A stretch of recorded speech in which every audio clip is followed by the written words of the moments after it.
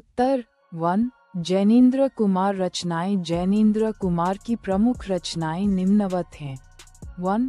कहानी संग्रह, फांसी, एक रात, स्पर्धा, खेल, पाजेब, वातान, नीलम देश की राजकन्या, ध्रुव यात्रा, 2 चिड़िया, आदि। जैनेन्द्र की कहानियाँ नाम से 10 भागों में आपकी कहानियाँ संग्रहित हुई।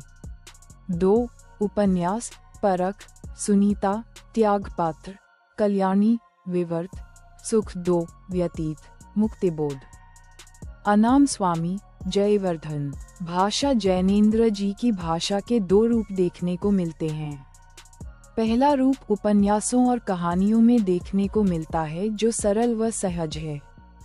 दूसरा रूप निबंधों में देखने को मिलता है जिनमें विचार और चिंतन की प्रधानता के कारण भाषा में गंभीरता और दुरूहता आ गई है। आपकी भाषा विषय के अनुरूप बदलती रहती है।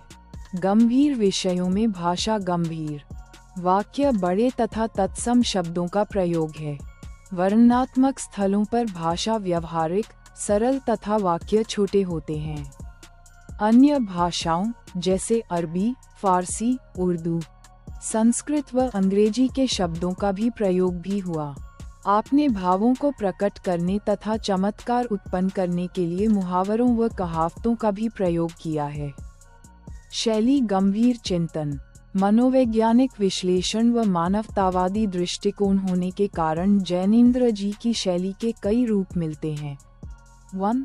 मनोविश्लेषणात्मक शैली। इस शैली में कहानी व उपन्यासों के पात्रों के अंतर्मन एवं बाह्य मन की झांकी देखने को मिलती है।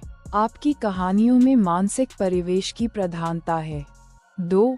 विचार प्रधान विवेचनात्मक शैली। जैनेन्द्र जी के निबंधों में प्रायः विचारात्मक शैली का ही प्रयोग हुआ है, जिसमें भावों की गंभीरता तथा विचारों की बहुलता है।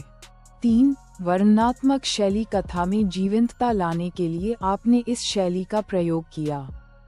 इसी प्रकार घटना व पात्रों के चरित्र की प्रस्तुति के लिए इस शैली को अपनाया जिसमें वाक्य छोटे व शब्द चयन सरल है।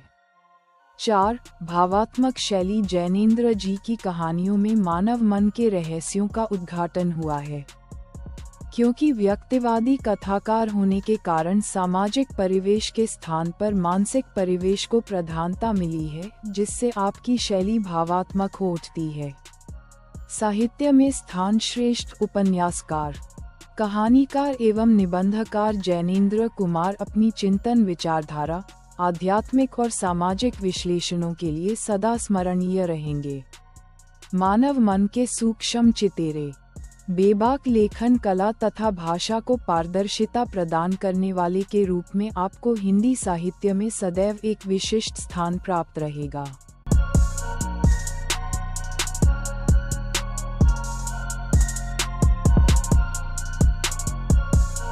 2। धर्मवीर भारती रचनाएं। आपकी रचनाएं इस प्रकार हैं।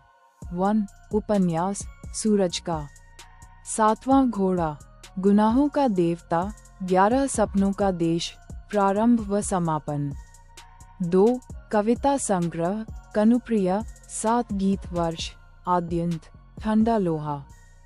3। कहानी संग्रह, मुद्दों का गांव, बंद गली का आखिरी मकान, स्वर्ग और पृथ्वी, चांद और टूटे हुए लोग, सांस की कलम से। 4। गीति नाट्य, अंधा युग।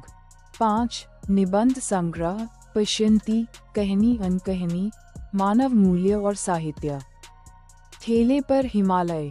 6। एकांकी व नाटक, नदी प्यासी थी, नीली झील, आवाज का नीलम। 7। आलोचना, प्रगतिवाद, एक समीक्षा, मानव मूल्य और साहित्य। भाषा। आपकी भाषा में सरलता, सहजता, सजीवता व आत्मीयता का पुट है, इसी कारण आपकी भाषा बोलचाल की खड़ी बोली है। आपकी भाषा में संस्कृत, देशज, उर्दू, अंग्रेजी व तद्भव शब्दों का प्रयोग देखने को मिलता है। शैली। धर्मवीर भारती ने विषय के अनुसार अपनी रचनाओं में अनेक प्रकार की शैलियों का प्रयोग किया है।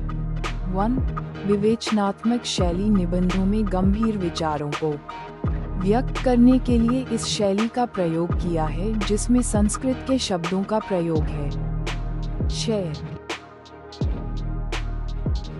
धर्मवीर भारती की 2 भावात्मक शैली। भारती जी मूलतः कवि थे, अतः इनका कवि हृदय इनकी गद्य रचनाओं में भी मुखर हुआ। 3 वर्णनात्मक शैली। जहाँ घटनाओं, वस्तुओं या स्थानों का वर्णन हुआ है, वहाँ वर्णनात्मक शैली का प्रयोग हुआ है। 4 चित्रात्मक शैली। भारती जी शब्द चित्र अंकित करने में दक्ष हैं। जहाँ घटनाओं और व्यक्तियों व प्रकृति के शब्द चित्र अंकित किए हैं, वहाँ इनकी शैली चित्रात्मक हो उठती है। 5 हास्य व्यंग्यपूर्ण प्रतीकात्मक शैली। भारती जी ने यथास्थान हास्य व व्यंग्य का भी प्रयोग किया है। उनके निबंधों व आलोचनाओं में इस शैली का प्रयोग हुआ है। 6 मनोवैज्ञानिक शैली। मन के भावों तथा पात्रों के मन में उत्पन्न अंतर्द्वंद्व चित्रित करने के लिए इस शैली का प्रयोग किया गया है। ये शैली आपकी कहानियों व उपन्यासों में मिलती है। साहित्य में स्थान। धर्मवीर भारती कवि होने के साथ कथाकार, निबंधकार, एकांकीकार, आलोचक और निरक्षीर विवेकी संपादक थे। आपके द्वारा संपादित पत्रिका धर्मयुग एक किंवदंती थी जिसमें सब कुछ उत्कृष्ट था। आपके प्रसिद्ध उपन्यास सूरज का 7वां घोड़ा पर श्याम बेनेगल ने फिल्म बनाई। गुनाहों का देवता एक सदाबहार रचना है जो हिंदी की सबसे अधिक बिकने वाली 5 पुस्तकों में से एक है। आपकी रचनाओं के लिए हिंदी साहित्य सदैव आपका ऋणी रहेगा। 7